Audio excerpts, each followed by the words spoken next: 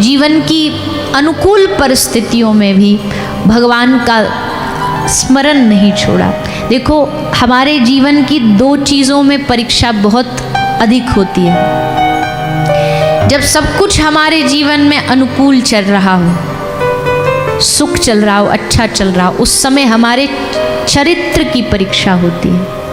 हमारा चरित्र ना बिगड़े उस समय, क्योंकि बहुत अधिक सुख प्राप्त होता है तो आदमी को फिर मदान्ध हो जाएगा, तो फिर उसको अपने चरित्र का भान नहीं रहेगा। अनुकूल परिस्थिति में चरित्र की पहचान होती है और प्रतिकूल परिस्थिति में सच्चे मित्र की पहचान होती है। कि जब परिस्थिति ठीक नहीं चल रही, उस समय कौन संग खड़ा है? धीरज धर्म मित्र अरु नारी, आपतकाल परखिए चारी। गोस्वामी जी ने कहा कि आपत्ति काल में 4 चीजों की परीक्षा होती है। धीरज, धैर्य कितना पेशेंस है आपके भीतर, कितना रख पाते हो, टूट जाओगे, बिखर जाओगे, हार जाओगे या खड़े रहोगे, लड़ते रहोगे। धीरज, धर्म। आपत्ति काल में कई लोग सबसे पहले धर्म को त्याग देंगे। मित्र की पहचान अनुकूल परिस्थिति में होती है कि कितना आपका सहयोग दे रहा है, कितने आपके संग खड़ा है। और नारी मतलब अनुकूल परिस्थिति में पुरुष के लिए नारी, नारी के लिए उसकी पत्नी, कि अनुकूल परिस्थिति में कौन संग खड़ा है, इनकी पहचान होती है। तो अनुकूल परिस्थिति चाहे लाख आई, पर सुदामा जी और कृष्ण भगवान की मैत्री नहीं टूटी, उनका एक दूसरे के प्रति प्रेम नहीं टूटा, सुदामा जी का भगवान के प्रति स्मरण नहीं छूटा, हर समय भगवान की स्मृति करते रहे। संसार ने खूब उनको, सुदामा जी को परेशान किया, क्योंकि जीवन में सुदामा जी का नियम था, हम किसी के सामने जाकर के हाथ नहीं फैलाएंगे। हाँ, ब्राह्मण व्रती के अनुसार जो ब्राह्मण का धर्म कहता है वो निभाएंगे, लेकिन उसके अलावा हम संसार में किसी के पास जाके हाथ नहीं फैलाएंगे। हमारा कोई आश्रय बनेगा, सहारा बनेगा तो एकमात्र ठाकुर जी बनेंगे। है उजड़ती यहाँ जग में बसती सभी, खाक में मिलती है यहाँ हस्ती सभी। इसलिए एक तेरा उजाला रहे सांवरे, चांद सूरज उजाले रहे ना रहे। चांद सूरज भी एक दिन ढल जाएंगे, महाप्रलय में विनाश हो जाएगा, पर प्रभु आपका साथ न छूटे, ऐसी हम पर कृपा करो, ऐसा वरदान, ऐसा आशीर्वाद हमें भागवत कथा के प्रसाद के रूप में मिले, ऐसे हम ठाकुर जी से प्रार्थना करें। तो श्री सुदामा जी महाराज का ना तो सुदामा जी ने कभी साथ छोड़ा, और जब भक्त साथ नहीं छोड़ता तो फिर भगवान क्यों छोड़ेंगे। वर्षों बाद भी मिले तो उसी स्नेह और उसी आनंद से भगवान ने सुदामा का स्वागत किया। आज श्री सुदामा जी की चरित्र को सुनाया, उनके जीवन में कैसी कैसी परिस्थिति आई, पर धर्म न छोड़ा, कर्तव्य न छोड़ा, अपने परिवार के साथ 2 बाल बच्चों के साथ गृहस्थ में जीते हुए भगवत स्मृति करते करते सुदामा जी अंत में एक दिन, कुछ अपनी इच्छा तो थी ही, पर थोड़ा सुशीला जी ने भी, उनकी जो धर्म पत्नी, उन्होंने भी सहयोग दिया भगवत मिलन के लिए। भगवत मिलन की इच्छा मन में जगाई और कहा कि आप जा कर के भगवान के दर्शन करो, उनसे मिलो। उनका दर्शन करके इतने वर्षों के बाद आप मिलेंगे, आपको भी प्रसन्नता होगी, भगवान मिलेंगे, उनको भी प्रसन्नता होगी, ये भाव उनके सामने रखो। सुदामा जी को थोड़ा सहयोग मिल गया तो और मन बना, और हाथ में चावल की पोटली लिए सुदामा द्वारिका आते हैं। द्वारिकाधीश के पास दर्शन करने के लिए पधारते हैं। द्वारिकाधीश का दर्शन कोई साधारण तो है नहीं भैया, इतनी सिक्योरिटी गार्ड लगे हुए हैं, इतने सब व्यवस्थाएं बनी हुई हैं। भगवान तक पहुंचने के लिए कितने जगह आज्ञा लेनी पड़ती है।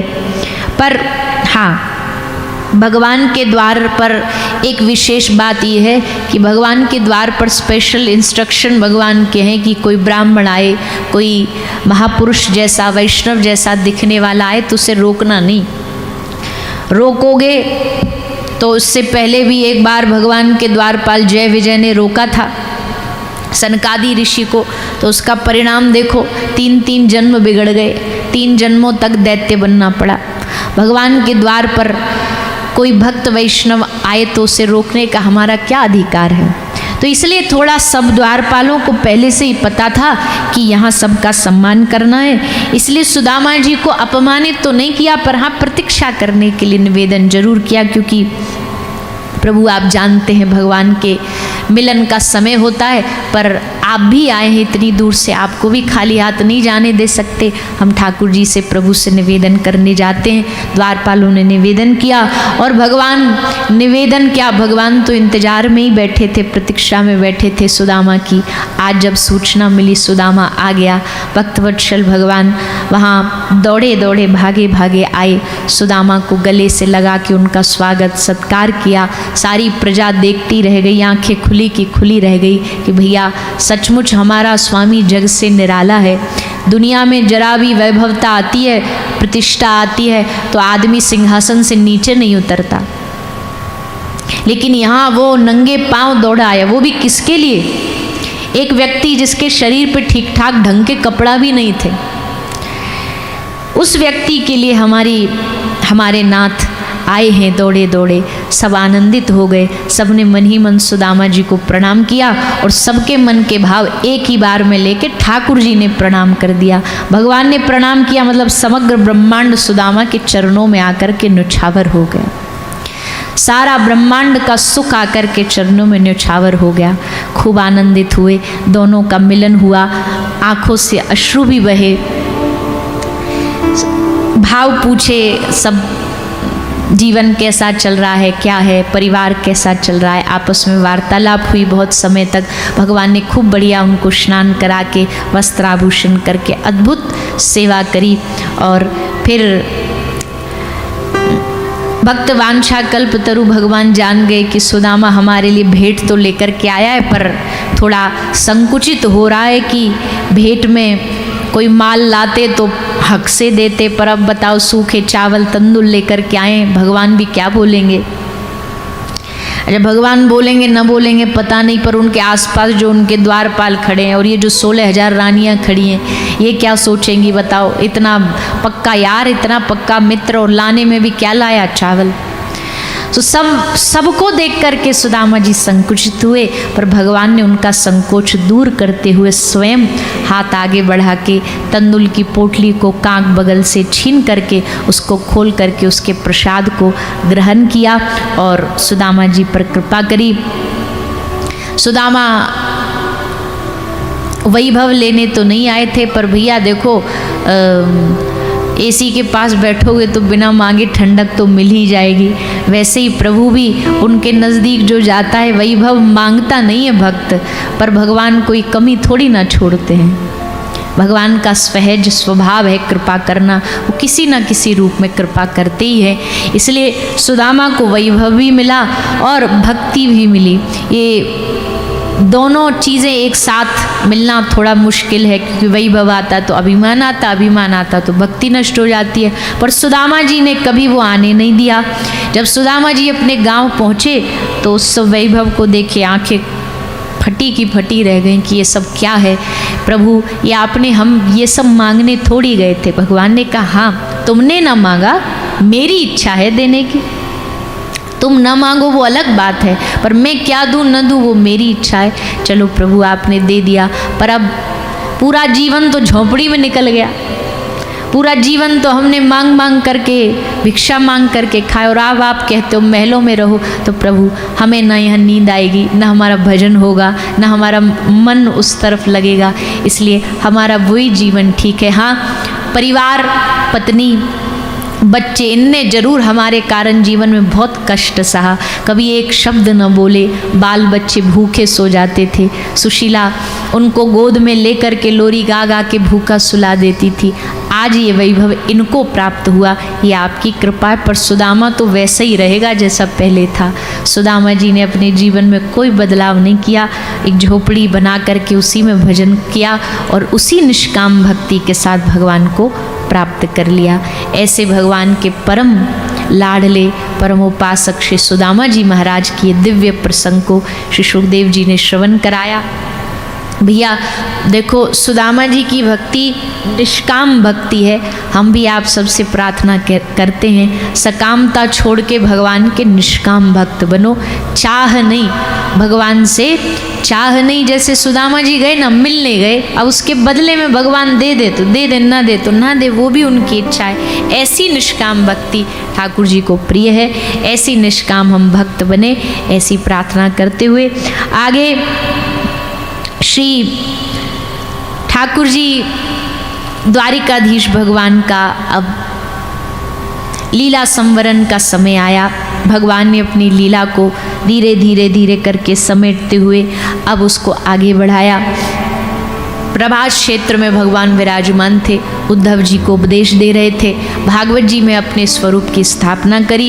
यदुवंश का आपस में युद्ध होकर कुछ नाश हुआ और भगवान भी जाकर के प्रभास क्षेत्र में अपने धाम जाते हैं और अपनी लीला को ठाकुर जी विश्राम देते हैं। आगे श्री सुखदेव जी महाराज कथा प्रसंग में सुनाते हैं, भगवान के एक और अवतार हैं श्री दत्तात्रेय भगवान, उनका चरित्र सुनाया गया। श्री दत्तात्रेय भगवान ने जीवन में 24 गुरु धारण किए, शिक्षा गुरु धारण किए। संसार की हर चीज़ जीवन में कुछ ना कुछ सिखाती है, कुछ ना कुछ सीख देती है। उस सीख को श्री दत्तात्रेय भगवान ने सबसे थोड़ा थोड़ा स्वीकार किया। जहाँ से जो पालो, जहाँ से जो मिल जाए, वही हमारा गुरु रूप है। उस भाव के साथ श्री सुखदेव जी महाराज ने दत्तात्रेय भगवान की कथा सुनाई। आगे श्री परीक्षित राजा 7 दिन की इस कथा में जुड़े हुए हैं, सुखदेव जी के चरणों में बैठे हैं। श्री सुखदेव जी महाराज 7 दिन कथा सुनाने के बाद राजा परीक्षित से पूछते हैं कि तुमने 7 दिन मुझसे प्रश्न किए, अब भी कोई प्रश्न बाकी है क्या हृदय में? परीक्षित राजा ने कहा, नहीं गुरुदेव, आपकी कृपा मुझ पर बहुत हुई कि आपने मेरे सब संशय को दूर कर दिया। अब तो बस एक आशा है, मौत आ जाए तो अब डर नहीं, मृत्यु का कोई भय नहीं। अब तो बस ये है, मृत्यु जल्द से जल्द आए, गले लगाए और मैं उन परम आनंद निधान भगवान के चरणों में लीन हो जाऊं। बस ऐसा आशीर्वाद आप मुझे दे करके यहाँ से जाइए। सुखदेव जी महाराज ने राजा परीक्षित के मस्तिष्क पर हाथ रखा, आशीर्वाद दिया और श्री सुखदेव जी महाराज वहाँ से विदा होते हैं। बोलिए श्री सुखदेव जी महाराज की। श्री सुखदेव जी महाराज वहाँ से विदा लेकर के चले गए। राजा परीक्षित ने अब समझ लिया कि अब कुछ ही क्षणों में तक्षक आ जाएगा हमें डसने के लिए, पर क्यों ना मृत्यु से पहले ही मुक्त हो जाएं। मुक्ति क्या होती है? मुक्ति शरीर का मर जाना नहीं होता है, शरीर का छूट जाना नहीं होता है। मुक्ति तो साक्षात भगवान में मिल जाना, जीते जी उनसे जुड़ जाना, यही मोक्ष है भक्त का, तो यही मुक्ति है। तो श्री परीक्षित जी महाराज ने मृत्यु से पहले ही मृत्यु को गले लगा लिया। बैठे बैठे आत्मा जिस प्रभु के अंश से प्रकट हुई थी, उन्हीं प्रभु में जा कर के वो आत्मा समा गई। बस ढांचा भर, शरीर भर मात्र देह वहाँ बची थी। तक्षक के डसने से उस शरीर का प्राणांत हो गया और श्रीमद् भागवत कथा सुन करके श्री परीक्षित राजा का उद्धार हो गया। ऐसी श्रीमद् भागवत कथा जो परम कल्याणमयी है, आनंदमयी है। शनार्दम क्षेमार्दम, शनार्दम क्षेमार्दम, एक क्षण में उद्धार करने का सामर्थ्य रखती है। ऐसी भागवत श्रवण करके राजा का कल्याण हुआ। बोलिए श्री परीक्षित जी महाराज की। श्रीमद् भागवत महापुराण की। ऐसी दिव्य कथा श्रवण करते हुए आगे भागवत जी श्री सूत जी महाराज के द्वारा बही हुई ये गंगा नैमिषारण्य में 88,000 ऋषि महापुरुषों के बीच में सुनाई जा रही है। अब उसके अंत में महत्व की चर्चा करते हुए भागवत का विश्राम होता है। भागवत के विश्राम में भागवत का सार अंतिम श्लोक में बताया जाता है। आप सभी बड़े भाव और श्रद्धा के साथ हाथ जोड़ करके भागवत के विश्राम श्लोक का सभी साथ में पाठ करेंगे और सभी भाव से बोलेंगे। नाम संकीर्तनम यस्य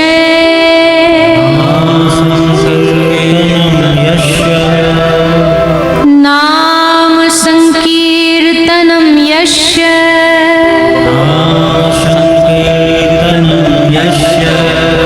सर्व पाप प्रणाशनम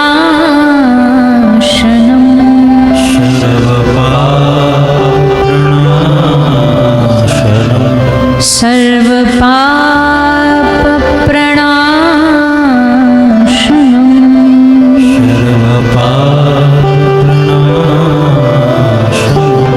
प्रणामो दुःख समन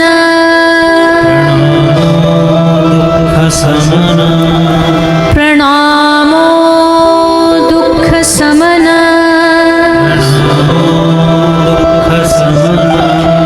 तम नमामि हरि परम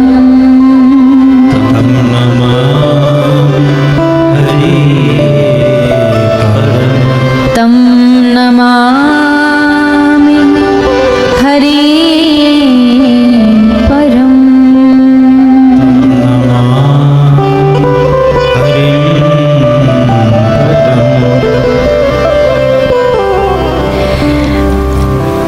आज तो ये कथा विश्राम हो रही है, लेकिन ये कथा अगर निरंतर भी चलती रहे, महीनों भर भी चले, सालों भर भी चले और जीवन भर भी चले, तो भी भैया परिणाम तो यही श्लोक है, नाम संकीर्तनम यस्य सर्व पाप प्रणाशनम।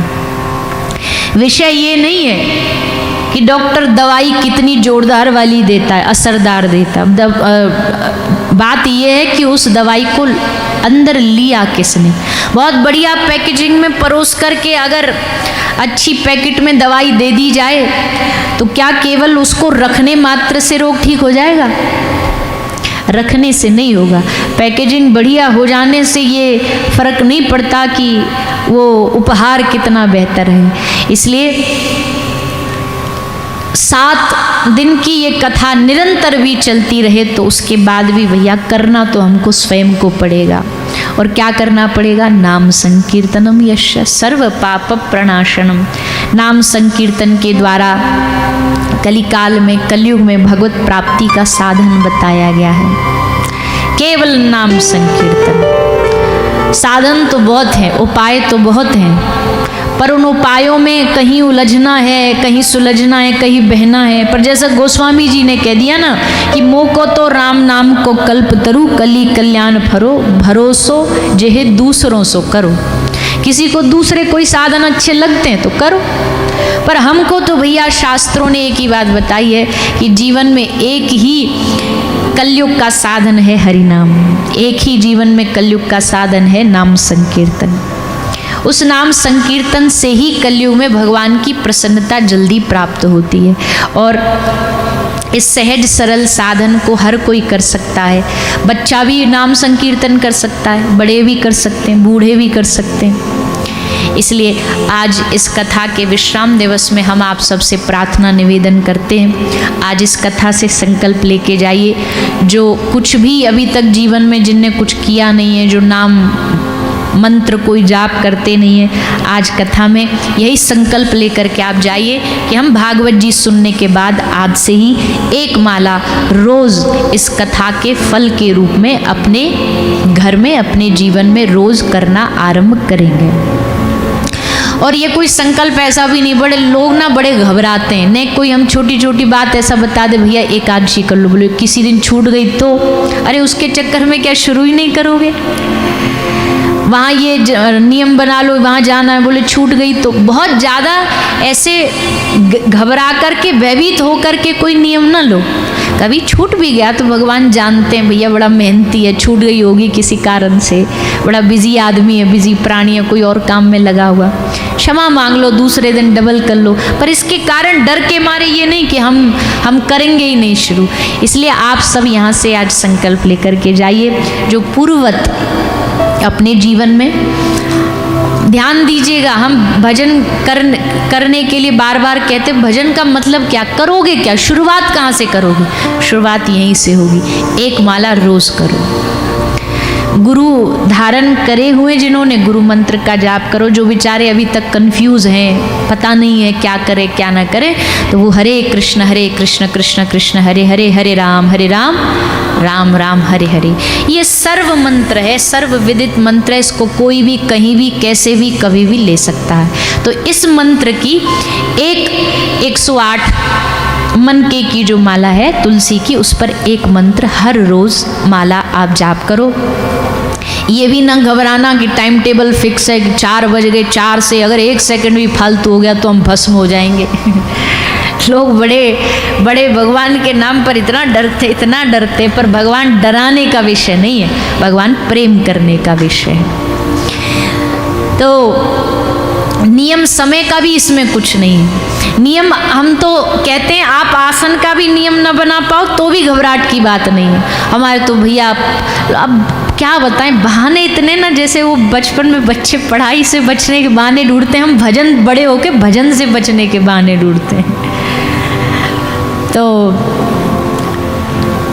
कोई भी नियम नहीं दे रहे आपको, बस इतना है, जब मौका मिल जाए आपको, जब आपको टाइम मिला 5 मिनट का, 5 मिनट निकाले, एक माला कर ली, और आपका मन अच्छा हो जाए, बढ़िया हो जाए, आपको रंग लग जाए, जब भी दिन के 24 घंटे में जैसे जैसे समय मिलता गया, अपनी माला अपने आसपास ही रखो, कम मन कर जाए।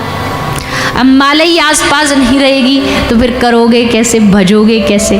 भैया योद्धा ना हमेशा तलवार साथ ही रखता, पता नहीं कब कोई हमला करते।